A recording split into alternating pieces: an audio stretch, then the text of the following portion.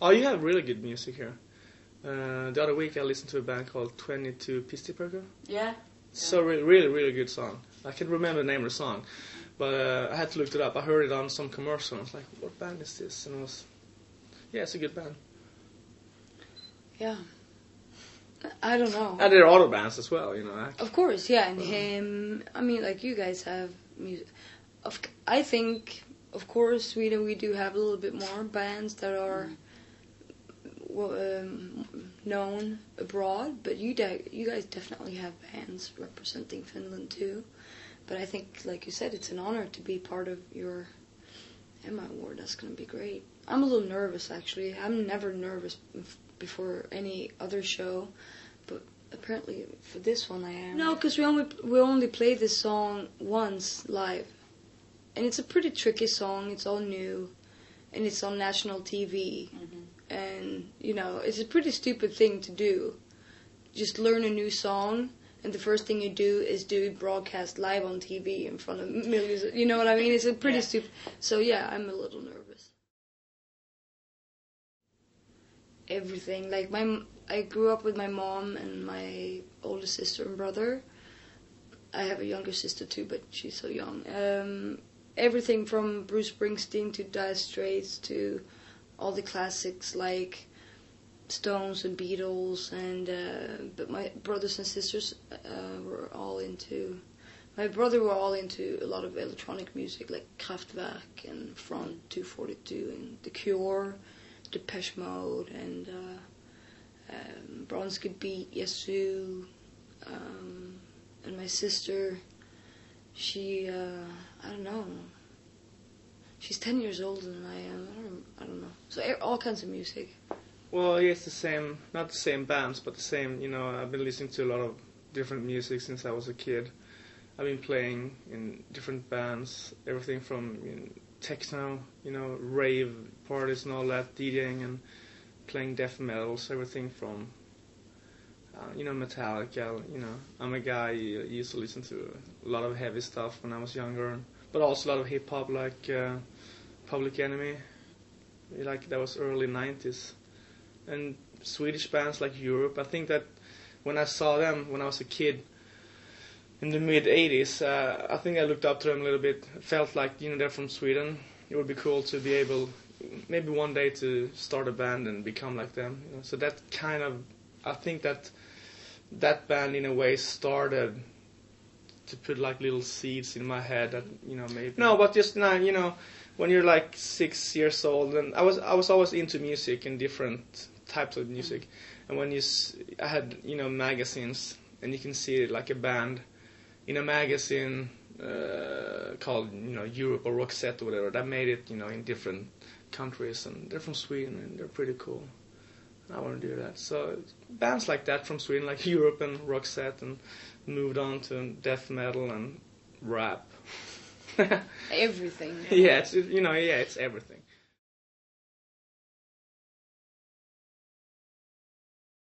Yeah. No, I think we've gained more by starting so young, because we've been able to do so many cool things and so many wacky things since we were so young that by the age of 31, I feel like I can write 2 biographies of my life. You know what I mean? Mm-hmm.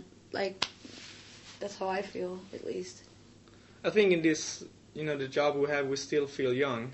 Yeah, it feels like we're never gonna grow up, because the way the way we live and how we travel together and everything we do is like you travel. You're like a kid, but you know you're at the playground every day. There's no teacher, so we don't want to grow up, because I think if you grow up, it will get you get bored or something.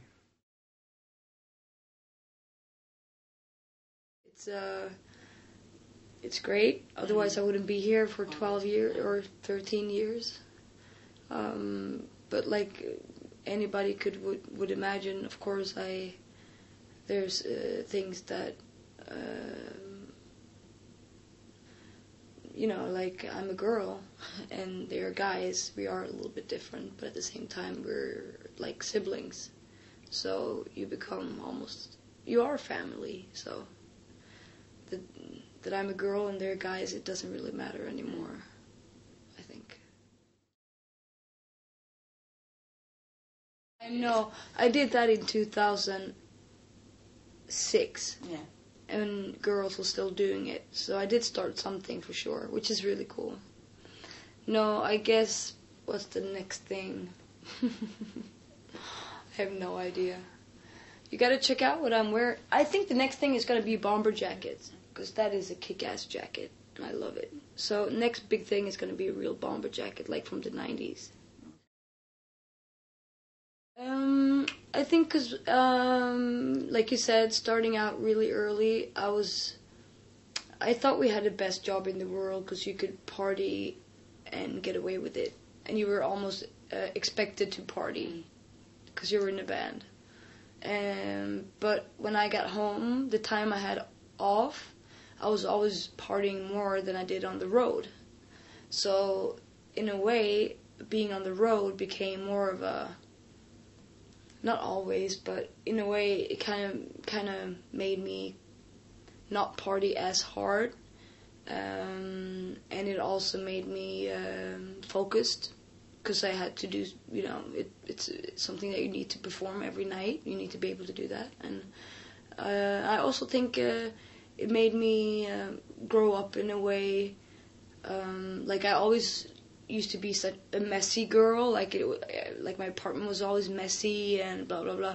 I'm not like that anymore. Like my house is always clean, my apartment, and I've things like that you learn in a tour bus, because if you just put everything everywhere, the next day you're gonna be furious because you can't find your mascara or your you know what I mean? Mm-hmm. So you learn to become an adult, but you don't want to grow up. It's weird, but yeah, I think touring did save my life.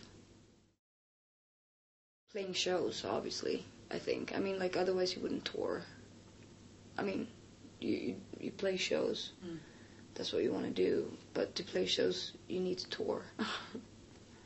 Right? Yeah.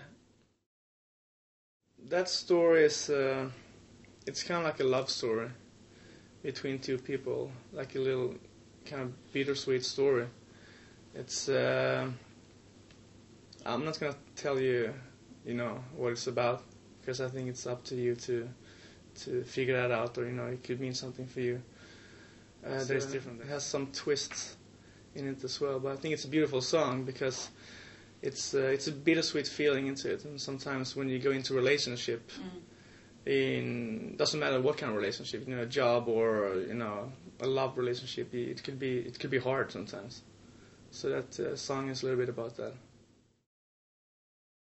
I think the inspirations, and every time I get that question, it's different, because whatever catches you at the moment inspires you.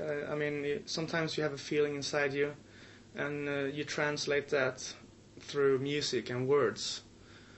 I think the electronic part on this album, why it's more electronic than the last one, is maybe we wanted to do something that was different from the last album, that was a little bit more epic and a little bit more guitar driven, like a bigger sound. But when we wrote it, we didn't sat down and thought about, let's do this more electronic, something that came out the way it sounds. I think it was because the first song you guys wrote was Something to Die For, and it had that kind of sound. It had a little bit and more... it made like the blueprint for the rest of the album. Yeah, in a way, yeah. It had a little bit more fresh sound, a little bit more programming, a little bit more... I think that was like the kickoff and the blueprint for the rest of the songs. I would. But they're still like rock song, that without keyboards and all. They're not that. Well, they're still dance, but they're not electronic. But I think it's a little bit of a darker twist to it, and it's a little bit darker twist to some songs. For me, the most important one is Bed of Dead. I like that one. It's a weird song in a way. It has many different layers. It's not a regular rock pop. The sound song, it's different, but also it's it is a classic sound song, but it's a new sound of how we want to develop. So that means that one is important for me. Right now, I think, yeah, I agree. I really like that one, maybe because I've been listening to it so much because I know I'm going to perform it tonight. But there's also another song that I like on the album called Diana. I don't know, I remember from the first time I heard it, the demo version of it, I just got, you know, how you sometimes, I know you get it, and the rest of the guys, you get that feeling in your stomach when you know you something is good. And first time I heard that intro with that bass, is like, it's not two basses. Yeah, it's an effect on the bass line and the guitar. I just knew that was like, oh, that hit me somewhere. And that song is now called Diana, and it's one of my favorites. Yeah. There's so many different categories of achieving stuff. You can achieve stuff by getting awards. You can achieve stuff by getting money or getting rich. You can achieve stuff by getting fame. Or achieve stuff by being experienced. You know, so I don't know. I think we've been blessed of having a long career and that we still enjoy doing what we're doing.